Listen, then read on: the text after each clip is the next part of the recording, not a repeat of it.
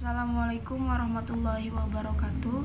Kami dari kelompok 9 ingin mempresentasikan materi tentang sumber ajaran Islam. Sebelumnya perkenalkan, nama saya Dinda Rida Nuraya selaku moderator, dan juga ada rekan saya Ayu Azhari dan Desti Fitriani Putri. Saya akan menjelaskan tentang sumber ajaran Islam. Sumber ajaran Islam itu ada 3, yakni Al-Quran, hadis atau as-sunnah, dan ijtihad. Ajaran yang tidak bersumber dari ketiganya bukan ajaran Islam.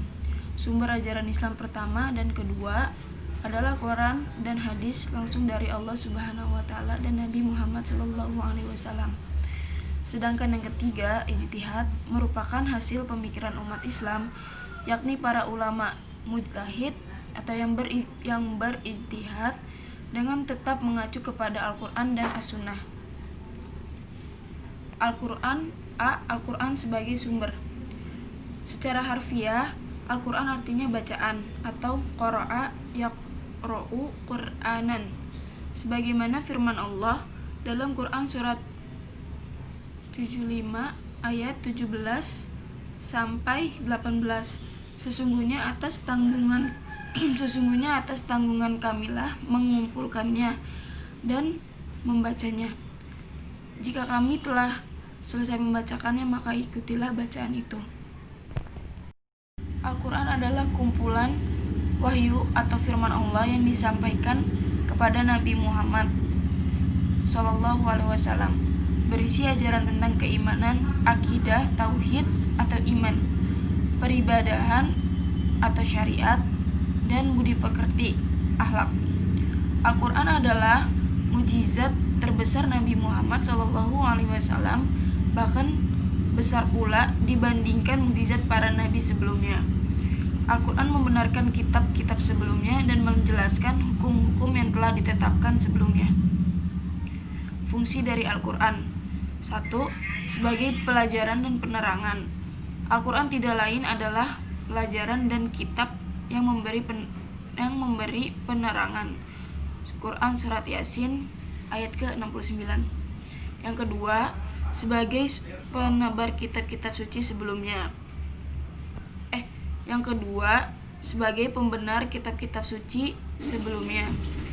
Dan apa yang telah kami wahyukan kepadamu Muhammad adalah kitab Al-Quran. Itulah yang benar, membenarkan kitab-kitab yang sebelumnya. Quran surat Al-Fatir ayat 31. Sebagai pembimbing yang lurus. Fungsi dari Al-Quran yaitu 1. Sebagai pelajaran dan penerangan. Al-Quran tidak lain adalah pelajaran dan kitab yang memberi penerangan. Quran surat Yasin ayat 69. Yang kedua, sebagai pembenar kitab-kitab suci sebelumnya. Dan apa yang telah kami wahyukan kepadamu Muhammad adalah Alkitab, Al-Quran. Itulah yang benar, membenarkan kitab-kitab yang sebelumnya. Quran surat Fatir ayat 31. Ketiga, sebagai pembimbing yang lurus. Segala puji bagi Allah telah menurunkan kepada hambanya dan penyimpangan di dalamnya, melainkan sebagai pembimbing yang lurus. Quran surat Al-Kahfi ayat 1-2. Yang keempat, sebagai pedoman bagi manusia, petunjuk dan rahmat bagi yang meyakininya. Al-Quran itu adalah pedoman bagi manusia dan rahmat bagi kaum yang meyakininya. Quran surat Al-Jasiyah ayat 20. Kelebihan dari Al-Quran dibandingkan kitab-kitab yang lain dari segi bahasa dan bahasannya. Pertama, Al-Quran kadang-kadang berbicara tentang peristiwa yang belum pernah terjadi atau terbukti pada waktu turunnya ayat bersangkutan, dan kemudian kenyataan fenomena alam membuktikan kebenarannya. Kedua, Al-Quran banyak berbicara alam dan fenomenanya. Yang ketiga, naskah yang asli sampai hari ini masih ada dan terpelihara secara suci, dan perubahan dan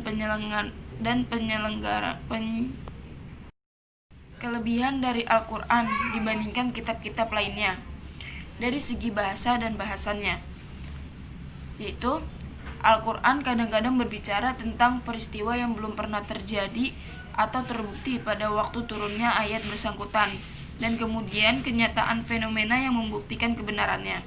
Kedua, Al-Quran banyak berbicara alam dan fenomenanya. Ketiga, naskah yang asli sampai hari ini masih ada dan terpelihara secara suci dan perubahan dan penjelangan tangan-tangan manusia. Yang keempat, kandungan Al-Quran mencakup pokok-pokok ajaran kitab yang lain. Yang kelima, di dalam Al-Quran tidak dijumpai satupun yang bertentangan dengan akal atau tidak sesuai dengan kenyataan alamiah atau menyesatkan. Keistimewaan Al-Quran. Keistimewaan Al-Quran secara umum adalah Al-Quran diturunkan dengan bahasa Arab yang sempurna. Al-Quran menembus seluruh waktu, tempat, dan sasaran seperti dalam Quran surat Al-A'raf surat ke-7 ayat 58. Al-Quran sebagai informasi tentang Tuhan, Rasul, dan alam gaib. Al-Quran merupakan naskah asli yang terjaga. B. Hadis as-sunnah sebagai sumber. A. Pengertian as-sunnah menurut syariat. As-sunnah menurut istilah syariat ialah segala sesuatu yang bersumber dari Nabi SAW dalam bentuk kaul, ucapan, fi'il, perbuatan, takrir, penetapan sifat tubuh, serta akhlak yang dimaksudkan dengannya sebagai tasri persyaratan bagi umat Islam. B. Contoh-contoh dari definisi sunnah yang dibawakan oleh ahli hadis antara lain: hadis qauli.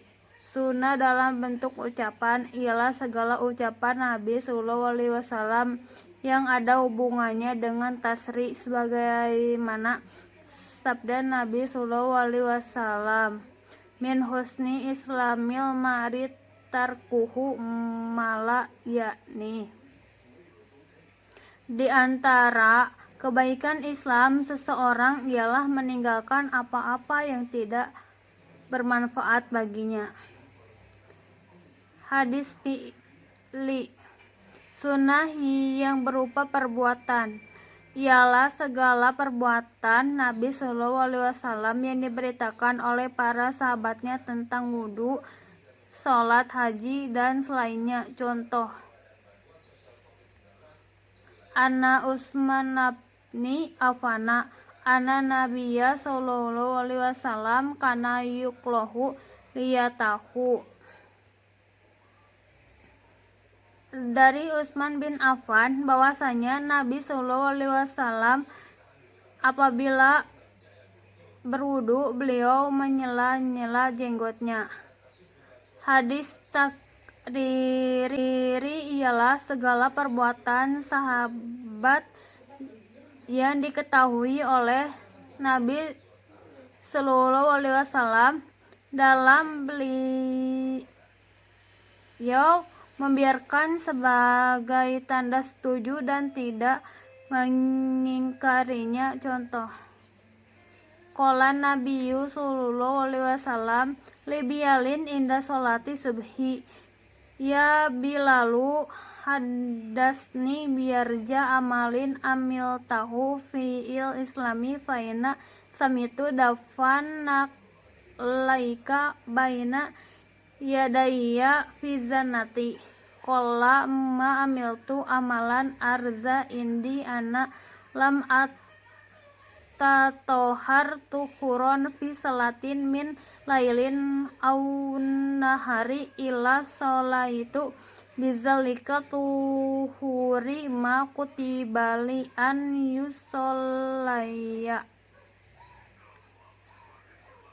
Nabi Sallallahu Alaihi Wasallam bersabda kepada Bilal setelah selesai sholat subuh, wahai Bilal, kabarkanlah kepadaku sebaik-baik amalan yang telah engkau kerjakan dalam Islam, karena aku telah mendengar suara terompahmu di dekatku di surga.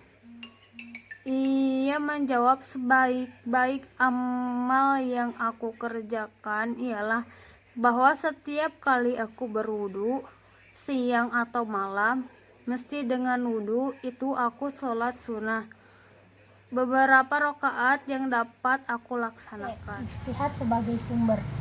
Pengertian istihad. Kata istihad berasal dari kata al-jahad atau al-juhud yang berarti al-masyaqqat atau kesulitan atau kesusahan, dan al-taqat atau kesanggupan dan kemampuan. Atas dasar pada firman Allah Subhanahu wa taala dalam Quran surah Yunus ayat 9 yang artinya, dan mencela orang yang tidak memperoleh sesuatu untuk disedekahkan. Selain kesanggupan, istihad adalah sebuah usaha yang sungguh-sungguh yang sebenarnya bisa dilaksanakan oleh siapa saja yang sudah berusaha mencari ilmu untuk memutuskan suatu perkara yang tidak dibahas dalam Al-Quran maupun hadis dengan syarat menggunakan akal sehat dan pertimbangan matang. Tujuan istihad. Tujuan istihad adalah untuk memenuhi keperluan umat manusia akan pegangan hidup dalam beribadah kepada Allah di suatu tempat tertentu. Orang yang melakukan istihad sebelum mustahid. Fungsi istihad. Adapun fungsi istihad diantaranya adalah 1. Fungsi istihad al-ruju atau kembali, mengembalikan ajaran-ajaran Islam kepada Al-Quran dan Sunnah dari segala interpretasi yang kurang relevan. 2. Fungsi istihad al-ihya atau kehidupan, menghidupkan kembali bagian-bagian dari nilai dan Islam semangat agar mampu menjawab tantangan zaman. 3. Fungsi istihad al-inabah atau pembenahan, memenuhi ajaran-ajaran Islam yang telah diijtihad oleh ulama terdahulu dan dimungkinkan adanya kesalahan menurut konteks zaman dan kondisi yang dihadapi. Kesimpulan, mempelajari agama Islam merupakan fardu ain, yakni kewajiban pribadi setiap muslim dan muslimah. Sedang mengkaji ajaran Islam terutama yang dikembangkan oleh akal pikiran manusia diwajibkan kepada masyarakat atau kelompok masyarakat. Sumber ajaran agama Islam terdiri dari sumber ajaran Islam primer dan sekunder. Sumber ajaran agama Islam primer terdiri dari Al-Quran dan As-Sunnah atau hadis, sedangkan sumber ajaran agama Islam sekunder adalah ijtihad.